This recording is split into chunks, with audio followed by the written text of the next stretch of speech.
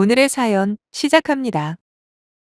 저는 31살의 일반 회사를 다니고 있는 여성입니다.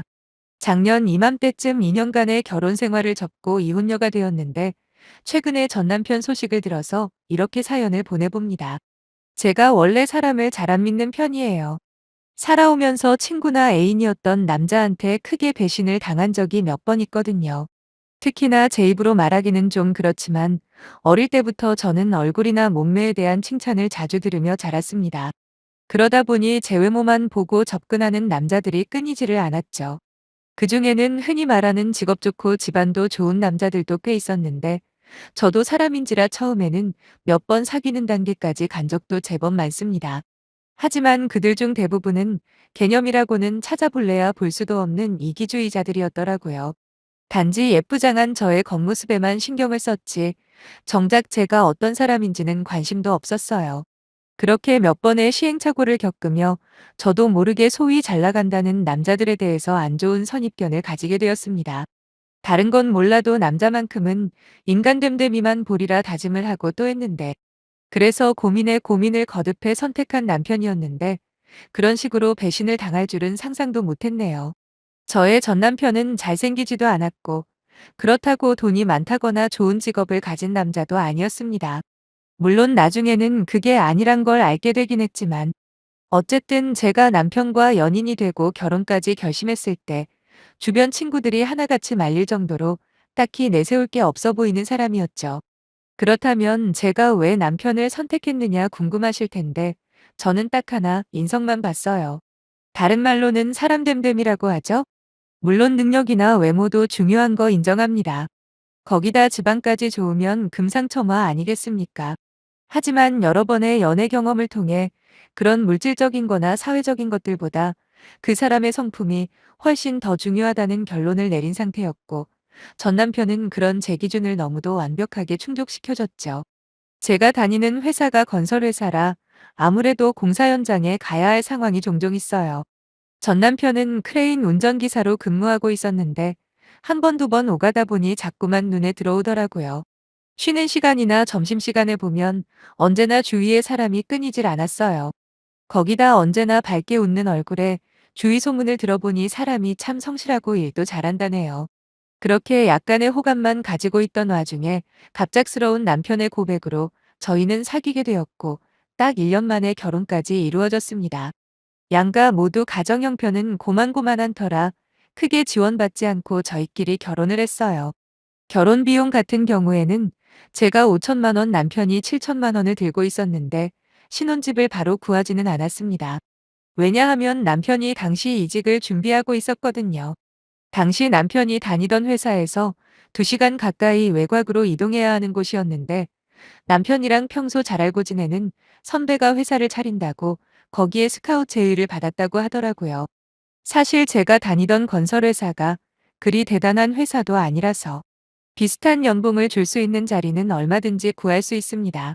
그래서 저희는 결혼 비용을 최대한 아낀 상태에서 결혼만 하고 일단은 남자친구가 지내는 투룸 빌라에서 살림부터 합쳐버렸지요. 제대로 된 혼수나 뭐 이런 건 그 다음에 신혼집을 구한 다음에 하려고 미룬 상태에서요. 사실 남편이 크레인 운전을 하는 기술직이기는 하지만 일당이나 연봉이 천차만별이에요. 그리고 저는 사무직이라 더더욱 남편이 정확하게 얼마를 버는지 알지 못했고요. 단지 남편이 말하는 걸 그대로 믿을 수밖에 없었는데 그때 기준으로 남편의 연봉은 6천 정도 되었습니다. 그 정도도 결코 적은 게 아니라고 생각했는데 나중에 알고 보니 이것도 거짓말이었더라고요. 아무튼 결혼하기 전에 과연 내가 잘 살아낼 수 있을까 하는 걱정이 있었던 것도 사실입니다. 하지만 그런 걱정들이 무색하게 남편은 그야말로 모든 면에서 완벽해 보였어요. 주로 육체를 쓰는 일을 하기 때문에 퇴근하면 피곤하다 푸념을 할 수도 있는 남편은 단 한 번도 힘든 내색하지 않았고 오히려 집안일 하나라도 더하려 애를 썼지요. 거기다 언제나 저한테 다정하게 대해주는 남편을 저는 믿고 의지할 수밖에 없었네요. 다행히 남편이 원하는 곳에 이직을 하게 되면서 저희는 본격적인 신혼집을 알아보게 되었는데 원래는 전세를 얻으려고 했었습니다. 혼수 비용까지 감안하면 집에 쓸 수 있는 돈이 1억도 안 되었기 때문이죠. 하지만 그때 남편이 그러더라고요.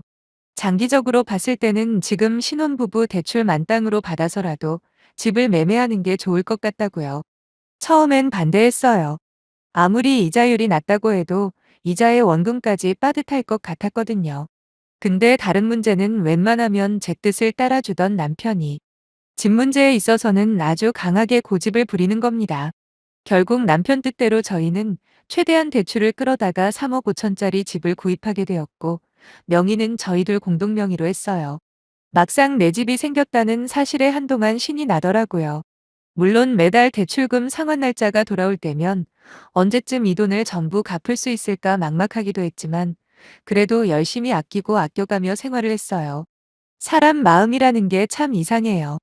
지금 생각하면 당시 남편에게 이상한 점이 한두 가지가 아니었는데, 그때는 전혀 예상을 못했거든요. 워낙 착실하고 다정한 남편이라고만 생각해서 설마 뒤로 그런 미친 짓을 하고 다녔을 줄은 전혀 예상을 못한 거죠. 남편은 토요일은 무조건 출근을 했습니다. 요즘 아무리 주 5일제다 뭐다 해도 아직까지 공사 현장에서는 토요일 근무는 거의 기본으로 한다고 보시면 돼요. 거기다 일정이 바쁠 때는 일요일도 출근해서 특근을 하던 남편이었죠. 저희 둘 다 맞벌이니까 둘이 오붓하게 시간 보낼 수 있는 날이 주말 아니면 주일밖에 없잖아요. 솔직히 서운한 마음이 없던 것은 아니에요. 돈이 그렇게까지 쪼들리는 것도 아닌데 하루 정도 쉬면서 저랑 같이 데이트도 하면 좋겠다. 뭐 이런 식으로 남편에게 투정을 부린 적도 있습니다. 하지만 남편은 그럴 때마다 정색을 하면서 젊을 때 한 푼이라도 더 벌어야 하지 않겠냐고, 그래야 나중에 애가 태어나도 여유가 있을 거 아니냐며 꿋꿋하게 출근을 하더라고요. 아쉬운 마음보다 그때는 그런 남편이 든든하기만 했습니다.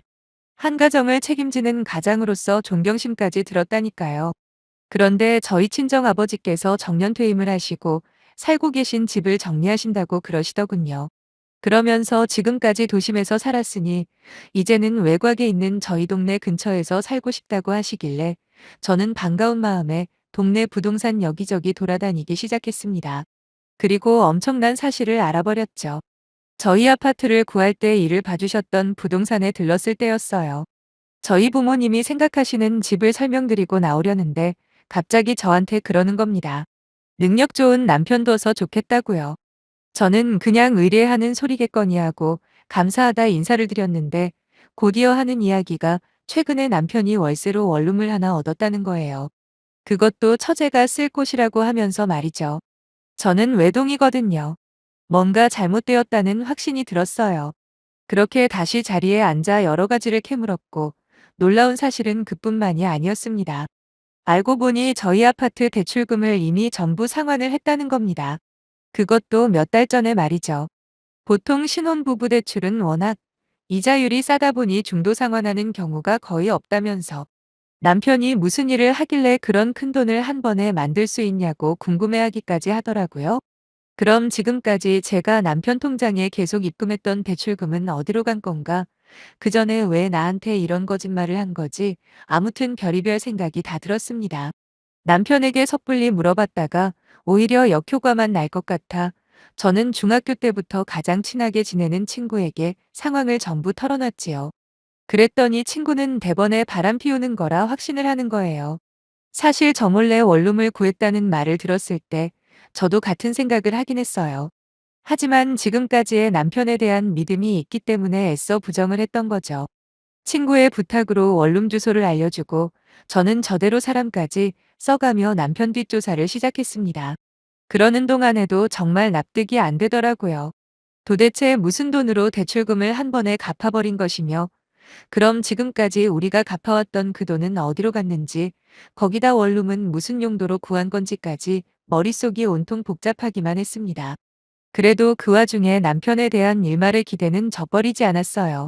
무슨 사연이 있겠지, 나한테까지 말 못할 피치 못할 사정이 있을 거야 라며 제 자신을 설득하려 노력하다 보니 어느새 2주일인가 흘렀더군요. 남편 뒷조사가 끝났다며 전화가 왔길래 친구와 함께 그쪽 사무실로 찾아갔습니다. 수십 장의 사진들을 건네받고 확인한 결과 역시나 남편이 바람이 났다는 걸 인정할 수밖에 없었고요. 거기다 지금까지 토요일이나 일요일 날에 한 번도 회사에 출근하지 않았다는 남편 회사 사람의 증언 내용을 들었을 땐 다리에 힘이 풀려 그 자리에 주저앉을 수밖에 없더군요. 남편의 뒷조사는 생각보다 훨씬 깊고 다양하게 이루어져 있었어요. 첫째로 남편이 바람을 피우고 있는 상대는 남편을 스카우트해준 지금 직장의 사장형님 와이프랍니다. 은혜를 원수로 갚아도 유분수지. 전에 다니던 회사보다 훨씬 더 좋은 조건으로 취업을 시켜줬는데 그런 형님의 뒤통수를 치다니 진짜 쓰레기 중에 쓰레기 아닙니까? 심지어 그 여자는 애까지 한 명 있는 걸로 알고 있거든요. 그리고 또 한 가지, 지금까지 저는 남편이 토요일은 무조건 회사에 나가서 일을 하고 일요일도 종종 특근을 하는 걸로 알고 있었잖아요. 근데 그게 전부 다 그 여자랑 둘이서 놀러 다녔던 거예요. 그것도 모르고 주말에 일하고 돌아온 남편이 안쓰러워 정성스럽게 건강식해다 바치는 것도 모자라 1시간씩 전신 마사지도 해줬네요. 정작 힘은 다른 데다 쓰고 온 줄도 모르고 말이죠. 아무튼 저는 사진과 증거들을 모조리 받은 다음 그날 저녁 남편과 단판을 지었습니다. 더 이상 망설일 이유가 없었으니까요. 가장 궁금한 거부터 물어봤죠. 무슨 돈이 있어서 2억가까지 되는 대출금을 갚았냐고요. 모른 척 연기하는 남편에게 제가 가지고 있는 사진들을 쭉 보여주니 그제야 체념을 했는지 전부 다 술술 불더라고요. 그것도 그냥 자백하는 수준이 아니라 뭐에 겁먹은 강아지 마냥 눈물 콧물 다 쏟으며 지금까지의 일들을 털어놓는데 저 진짜 기절하는 줄 알았네요. 남편은 저와 결혼하기 전 코인에 투자를 한 적이 있답니다. 다들 기억나시나요? 왜 한때 우리나라에서 코인 열풍이 불었을 때가 있었잖아요. 뭐 10배가 되었다느니 20배가 되었다느니 그래서 직장인들 중에 갑자기 돈벼락을 맞았다며 뉴스에도 여러 번 나왔었는데 알고 보니 남편이 그 중에 한 명이었던 거예요. 그때 전 재산이 3천만 원 정도 있었는데 새로 회사를 차려서 남편을 데리고 온 그 사장형님의 권유로 코인을 사두었답니다. 근데 그게 대박이 나버린 거예요. 석 달 만에 3천만 원이 20배가 뛰어버린 거죠. 6억이라는 큰돈이 생긴 남편은 한동안 흥청망청 돈을 쓰기 시작했답니다. 그렇게 마구 돈을 뿌려대다 정신을 차렸는데 그때 딱 저랑 만나게 된 거죠. 문제는 저와 결혼할 때 자신에게 5억이 넘는 돈이 있다는 걸 감쪽같이 숨겼다는 거예요. 참고로 이 인간은 자기 월급도 100만 원이나 적게 가져다 줬더라고요. 저희가 갚아야 하는 대출금이 대략 100만 원 가까이 되거든요. 신혼부부 대출로 모자라서 저축은행권까지 손을 빌려야 했다 보니 제법 금액이 부담이 되긴 합니다. 그런데 저를 속이고 월급이랑 대출금 명목으로 거의 200만 원을 매달 자기 쓰고 싶은 대로 써왔던 거예요. 여기까지만 해도 1000번이고 이혼할 만한 사유가 되겠지만 문제는 평소 친하게 지내던 사장형님 와이프랑 바람까지 피워버렸다는 사실입니다. 저도 한두 번 스치듯 만난 적이 있기는 한데 남편보다 3살 많은 걸로 알고 있거든요. 몰래 몰래 둘이서 여행도 다니면서 은밀한 만남을 지속해오다 더 나아가서 원룸까지 구했다는 말을 들었을 땐 진짜 그 자리에서 어떻게 해버리고 싶을 만큼 분노가 치밀어 올랐습니다. 결국 한참을 있는 그대로 털어놓던 남편이 마침내 진짜 자기가 하고 싶은 말을 꺼내놓더라고요. 저는 한 번만 봐달라. 이혼만은 제발 하지 말자. 뭐 이런 말을 할 줄 알았어요. 물론 그래도 전 끝까지 이혼을 했겠지만 막상 남편의 입에서 나온 말은 전혀 의외였죠. 위자료 5천만 원을 챙겨줄 테니까 조용히 갈라서 자는 겁니다. 순간 머리가 어질어질하면서 이 남자가 지금 무슨 말을 하고 있는 건가 싶었어요. 남편은 자기도 염치가 있다며 이런 상황에서 어떻게 저를 잡을 수가 있겠냐는 거예요. 저한테 미안한 마음뿐이라고 그래서 금전적으로 보상을 해주고 싶다는 게 남편의 요지였습니다. 얼마나 연기를 잘하는지 닭똥 같은 눈물까지 뚝뚝 흘리면서 말을 하는데 진짜 깜빡하면 속아 넘어갈 뻔했지 뭐예요. 저는 매정하게 말했습니다. 지금 나한테 위자료 그딴 게 중요할 것 같냐고요. 너랑 그 여자 둘 다 가만히 안 놔둘 테니까 그렇게 알고 각오 단단히 하라고 했더니 갑자기 남편의 태도가 돌변하더니 그냥 조용히 돈 받고 이혼해주면 어디가 덧나냐고 버럭 화를 내더라고요. 하지만 잃을 게 많을수록 겁이 많다고 하잖아요. 그때의 저는 아무것도 두려울 게 없는 상태였습니다. 진짜 이 세상에서 그냥 사라지고 싶은 마음뿐이었으니까요. 진심으로 믿고 의지했던 남편이 돈 문제부터 여자까지 저를 속이고 있었는데 제가 어떻게 제정신으로 있었겠습니까? 그 후로 남편은 울면서 매달리기도 하다가 또 갑자기 협박도 하다가 아주 혼자서 생쇼를 하더군요. 혹시라도 무슨 일이 생길까 싶어 일단 대강 짐을 싸서 친구네로 옮긴 다음 본격적으로 이혼 소송을 준비했지요. 물론 상간 여소송도 별도로 진행을 시작했고요. 소송을 하면서 또 한 가지 새롭게 알게 된 사실은 남편한테 재산이 더 있었다는 거예요. 투자의 소질이 진짜 있긴 한 건지. 남편이 저한테 이야기한 코인 투자에서 벌었던 돈 말고 주식으로도 1억 5천만 원 정도 추가로 또 가지고 있었더라고요. 남편이 맨 처음 저한테 돈 5천만 원 받고 조용히 이혼해달라고 한 이유도 괜히 소송당해서 재산 분할이다, 위자료다 해서 큰 금액을 뜯길 게 뻔하니까 자기 나름대로 꼼수를 썼던 거예요. 하지만 법 앞에서는 얄짤없죠. 오히려 남편이 저한테 숨겼던 재산이 고맙기까지 하더라니까요. 거기다 남편이 한 번 더 저한테 매달리면서 부탁한 게 하나 있었는데 그건 바로 상간녀 소송만큼은 하지 말아 달라는 거였어요. 자기가 대신해서 위자료의 몇 배라도 줄 테니까 그 여자만큼은 그냥 놔둬 달라 하길래 더 열받아서 제대로 소송 걸어버렸죠. 재판이 끝날 때쯤 알게 된 사실인데 남편과 자기 와이프의 외도 사실을 알게 된 그 사장형님이 직원들이 전부 보는 앞에서 남편을 아주 작사를 냈나 봐요.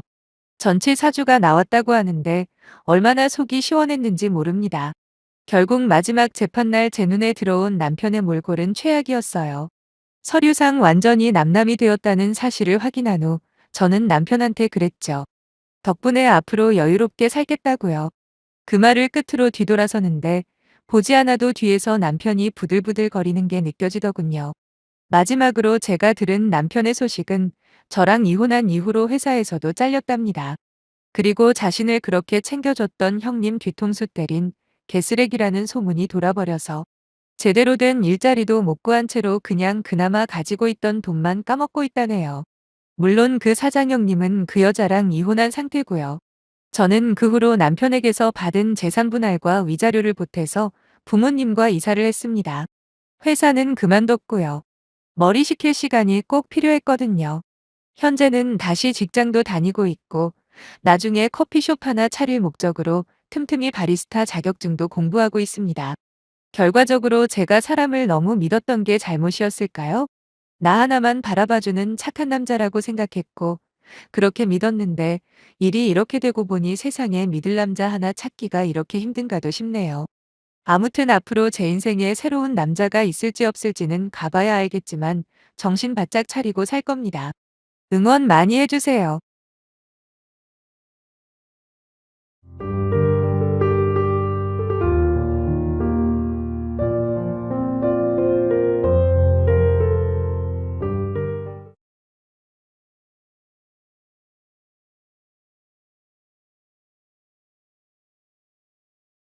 오늘의 사연 시작합니다. 저는 32살, 헤어샵을 하고 있는 30대 중반의 여성이에요. 이렇게 글을 쓰기로 결심을 한 건 다름이 아니라 말 한마디 때문에 파혼을 하게 되어서입니다. 그것도 불과 한 달 후면 결혼식이 예정되어 있었거든요. 물론 전 지금도 제가 잘못한 건 하나도 없다고 믿고 있지만 그래도 혹시 다른 사람들은 어떻게 생각하는지 궁금해서 여기에 사연을 신청해 보려고요. 저는 지금 살고 있는 곳에서 나고 자란 토박이에요. 대학교만 경기도에서 다녔는데 그 기간만 제외하면 대부분을 여기서 살고 있죠. 처음부터 헤어 디자이너가 제 꿈은 아니었어요. 졸업하고 몇 군데 회사를 다니긴 했지만 도무지 저와는 안 맞더라고요. 그렇다고 제가 사회생활에 문제가 있는 사람은 아닙니다. 단지 곳곳에 만연해 있는 남자와 여자에 대한 이중적인 잣대가 문제였죠. 제가 원래 그런 거에 예민하거든요. 학창 시절부터 성평등에 관심이 많았던 저는 영화나 TV를 봐도 남들은 눈치채지 못하는 아주 사소한 장면들에서도 여자라는 이유만으로 차별을 하는 모습들을 알아챘고 그게 너무도 화가 났습니다. 오해하실까봐 미리 말씀드리는데 그렇다고 제가 무슨 극단적인 여성 우월주의자 뭐 그런 사람은 아니에요. 남자와 여자의 물리적인 차이점도 인정하고 무조건적인 할당제 역시 잘못됐다고 생각합니다. 거기다 군대 문제도 남자들이 어떤 형식으로든 충분히 보상을 받아야 한다고 생각하고요. 문제는 아무 이유도 없고 근거도 없이 차별을 하는 것에는 아주 적극적으로 반대를 한다는 거죠. 회사 생활은 안 맞다고 빠르게 판단한 제가 미용업계에 뛰어들면서 이런 제 신념은 점점 더 확고해져만 갔어요. 예전이야 미용실 헤어샵 하면 여성 손님들이 훨씬 더 많았지만 요즘은 거의 반반이거든요. 하지만 남성 손님들은 먼저 말을 걸지 않는 한 과묵한 편입니다. 반면에 여성 손님들 같은 경우에는 온갖 사적인 이야기를 많이 털어놓죠. 그러다 보니 제 나이 20대 초반서부터 남들의 연애 이야기나 결혼 생활, 특히 시가와의 갈등에 대해서 들을 기회가 많았어요. 이런 사연 유튜브를 시청할수록 어쩌면 그렇게도 손님들에게 들었던 이야기들과 흡사한 사연들이 많은지. 정말이지 우리나라의 정상적이고 착한 사람들도 물론 많겠지만 그에 못지않게 무슨 생각을 하고 사는지 모를 도라이들도 참 많더라고요.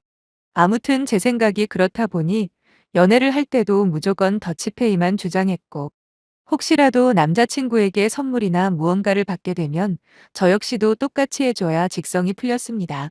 처음에 남자친구들은 그런 저를 좋아했죠. 요즘 보기 드문 쿨한 여성이라면서요. 사실 아직도 남자들이 무조건 돈을 다 써야 한다.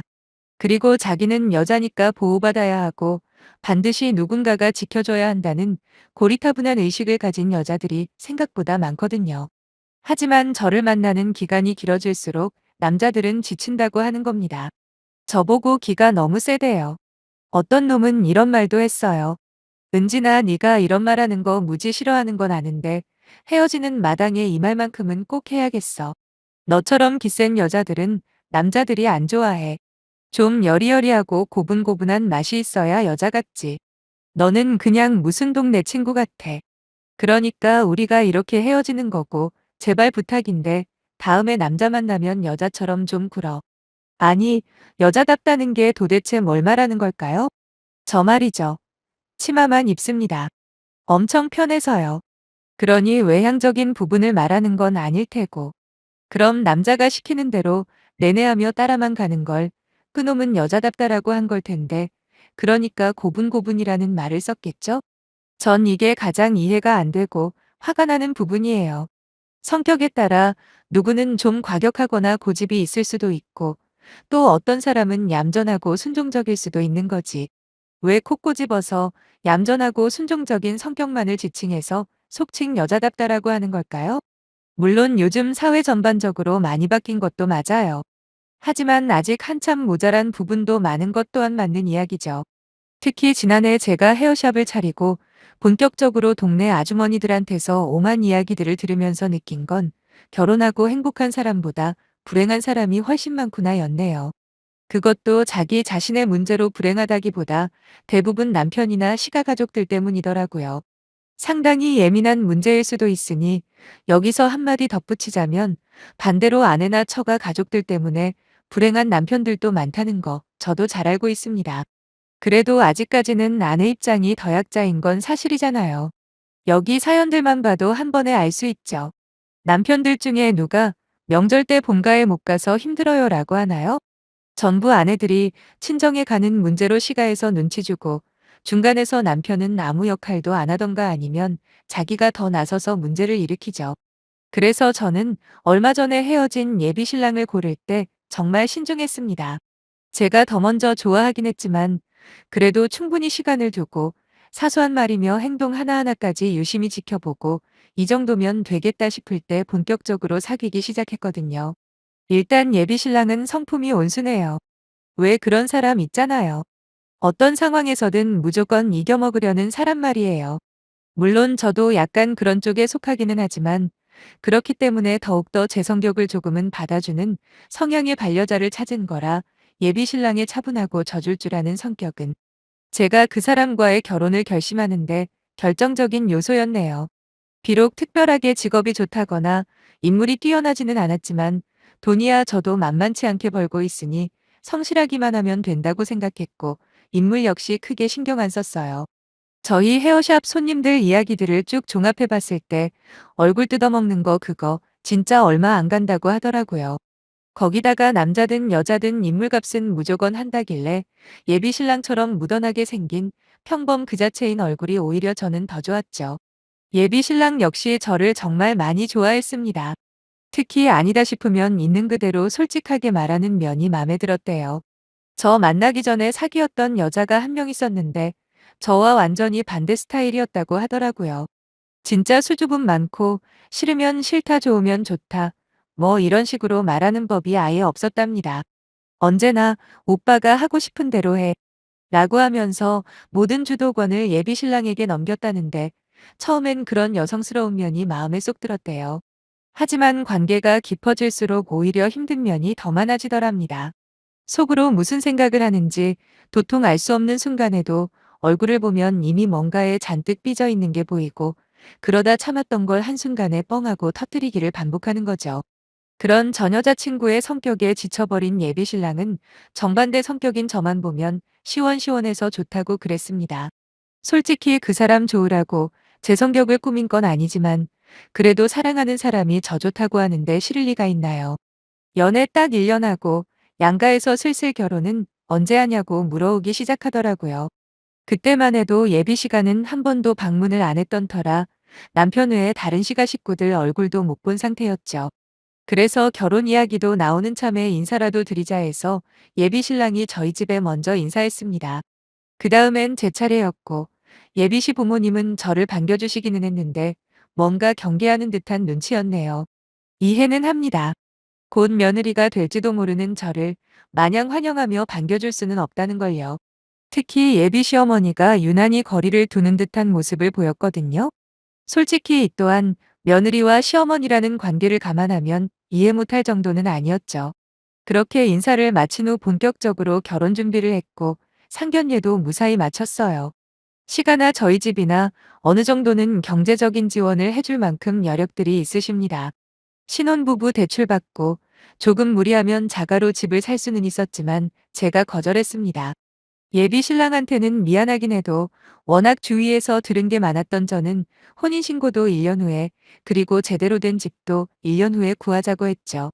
최소한 사계절 한 번씩은 겪어봐야 평생 살 건지 아니면 돌이켜야 할지 답이 나온다는 이야기를 많이 들었거든요. 물론 시가 쪽에는 저렇게 말하지는 않았어요. 생각해보세요.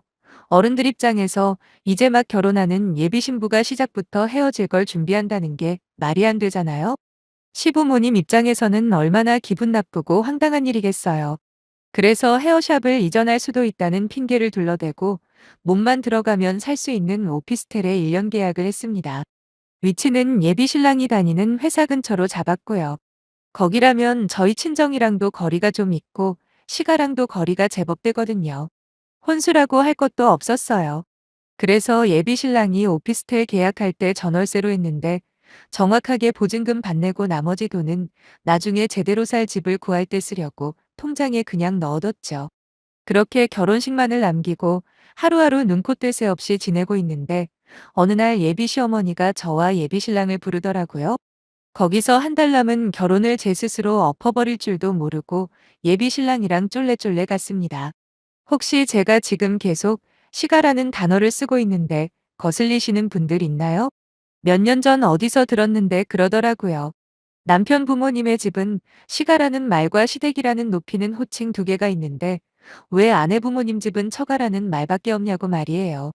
물론 처가댁이라는 말이 있긴 하지만 솔직히 처가댁이라고 부르는 남자들 거에 없잖아요. 마치 대부분의 여자들이 시댁이라는 말에 익숙하듯이 남자들은 처가댁보다 처가라는 말만 쓰지 않던가요. 그 말을 듣는 순간 머리가 띵하더라고요. 평소에 그렇게 성평등에 관심이 많던 저조차 아예 모르고 그냥 지나쳐왔구나 하는 생각에 느끼는 게 많았어요. 그때부터 저는 시댁이라는 단어가 그렇게 싫더라고요. 남자 쪽 집을 높여주는 게 싫은 게 아니라 상대적으로 여자 쪽 집을 높여 부르는 단어가 없다는 게 싫었던 거죠.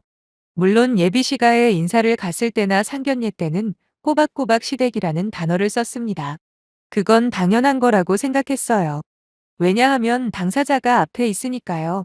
하지만 시부모님이 없는 자리에선 늘 자연스럽게 시가라는 단어를 사용하며 나름 홍보도 하고 그랬네요. 시어머니가 불렀던 그날 용건은 아주 간단했습니다. 결혼식 전에 마지막으로 얼굴 보며 밥이나 한 끼 하자는 거였죠. 시가에 도착한 전 보리리 급해 화장실로 바로 직행을 했는데 그때 친구에게서 전화가 왔습니다. 어디냐고 묻는 친구의 질문에 지금 시가에 와 있다고 대답을 했죠. 별 생각 없이 보리를 다 보고 나갔더니 시어머니가 상차리던 걸 멈추고 저를 기다리고 계셨더군요. 사실 제가 목소리가 좀 큰 편이에요. 그러다 보니 제 목소리가 밖으로 흘러나간 모양이더라고요. 친구와 통화하는 소리를 들으신 시어머니는 화가 잔뜩 난 얼굴로 제게 잠깐 앉아보라고 하셨습니다. 뭔가 단단히 화가 난 표정으로 저를 노려보시며 너 아까 저 안에서 뭐라고 했니? 시가라고 한 거 맞니? 라고 물어보셔서 저는 맞다고 했습니다. 그리곤 속으로 생각했죠. 이게 그렇게까지 화를 낼 일인가 라고 말이에요. 그랬더니 당장 사과를 하랍니다. 어디서 버르장머리 없이 함부로 시가라고 하냐는데 순간 속에서 뭔가가 울컥하더군요. 왜냐하면 저번에 예비신랑이 저희 집에 왔을 때 거실에서 이야기를 하고 있는데 예비신랑 역시 통화를 하다가 어디냐 묻는 상대방의 질문에 분명히 예비처가라는 말을 했던 걸 똑똑히 기억하고 있었거든요. 그래서 저 혼자 통화하면서 한 말인데 사과까지 하는 건 아닌 것 같다고 또박또박 말씀드렸어요. 그랬더니 이번엔 건방지게 말대답한다고 또 뭐라 하시는 거예요. 처가를 처가라고 하지 그럼 뭐라고 부르냐고 하시면서 당장 잘못했다 그러랍니다. 저보고 말귀도 못 알아듣는다면서 집에서 뭘 배우고 자랐냐는 말까지 하는데 상황이 이쯤 되니 이성적으로 대화하는 건 포기했네요. 그리고 더 이상 예의를 지키는 건 의미가 없다 판단했습니다. 저 역시 목소리 높여서 받아치기 시작했어요. 다른 말이 왜 없냐고 엄연히 처가댁이라는 말이 있는데 왜 남자는 처가라는 말을 쉽게 쓰게 놔두면서 내가 시가라고 한 게 뭐가 그렇게 큰 문제라고 사과를 하라 마라 하시냐 따졌죠. 그리고 옆에 있는 예비신랑한테 가만히만 있지 말고 무슨 말이라도 하라고 했더니 그제야 떠듬떠듬거리며 한마디 하긴 하더군요. 뭐라더라 사회통념상 대부분 그렇게 쓰는 거니까 절더러 조금만 고집을 내려놓으면 안 되겠냐 그런 식으로 말했던 것 같네요. 그러면서 일단은 사과하고 좋게 넘기자 하는데 더 이상 믿을 사람 한 명 없는 그 집에 있을 이유가 없어졌죠. 그래서 내가 무슨 틀린 말을 했냐. 사람을 이런 식으로 마녀 사냥하는 집안에 며느리로 들어올 생각 일절없다 말했습니다. 그리고 오피스텔 보증금이며 결혼식장이랑 신혼여행 등등 예약한 것들 전부 다 반씩 나눠서 딱 정리하자 소리치곤 바로 나와버렸네요. 돌아와서 친정부모님께 말씀드렸어요. 웃긴 건 아빠는 저를 이해해 주신다며 뒷정리하는 거 도와주신다 하셨는데 문제는 엄마였어요. 왜 굳이 모나게 굴어서 별것도 아닌 일로 분란을 만들었냐며 오히려 저를 타박하시는 겁니다. 여정여라고 여자의 적은 여자인께 맞나 봐요. 사실 엄마는 이해해 줄 줄 알았거든요. 솔직히 아빠가 더 걱정이었는데 결과는 완전 반대라 조금 당황하긴 했어요. 그래도 결혼 당사자가 하기 싫다는데 더는 별 말씀 없으셨고 예비 신랑이 몇 차례 저희 집에 찾아와 사과도 하고 간곡하게 빌기도 했지만 제 마음은 움직이지가 않더라고요. 그까짓 걸로 결혼 겨우 한 달 전에 파혼을 하냐며 비난을 하시는 분들도 계시겠죠. 잘 압니다. 근데 제 입장에서는 정말 중요한 문제였어요. 거기다 단지 며느리가 자신의 의견과 다른 입장이라고 해서 그렇게 곧바로 막말을 쏟아내는 예비 시어머니와 아내의 입장은 전혀 안중에도 없는 예비 신랑을 보며 앞으로의 결혼 생활이 불보듯 보였다랄까요. 물론 서로 맞춰가면서 사는 게 결혼 생활이긴 하지만 시작도 하기 전에 이렇게나 다른 사람들이라는 걸 알고도 결혼을 하고 싶지는 않더라고요. 현재 다른 건 다 정리했고 오피스텔만 남았는데 아마 예비 신랑이 거기서 사는 걸로 하고 전 보증금만 돌려받는 걸로 결론이 지어질 듯하네요. 그것만 해결되면 이제 더 이상 그 사람 볼 일도 없을 겁니다. 아쉬운 마음은 하나도 없네요. 오히려 시작 전에 탈출할 수 있어서 다행이라는 생각뿐입니다. 제가 너무 과한 선택을 한 건 아니죠? 솔직히 제 결정에 후회는 없지만 그냥 궁금해서 사연 올린 김에 여쭤봅니다. 앞으로도 생긴 대로 그리고 하고 싶은 대로 하며 살 거예요. 한 번뿐인 인생이잖아요. 힘내라고 한마디씩만 해주시면 감사하겠습니다. 안녕히 계세요.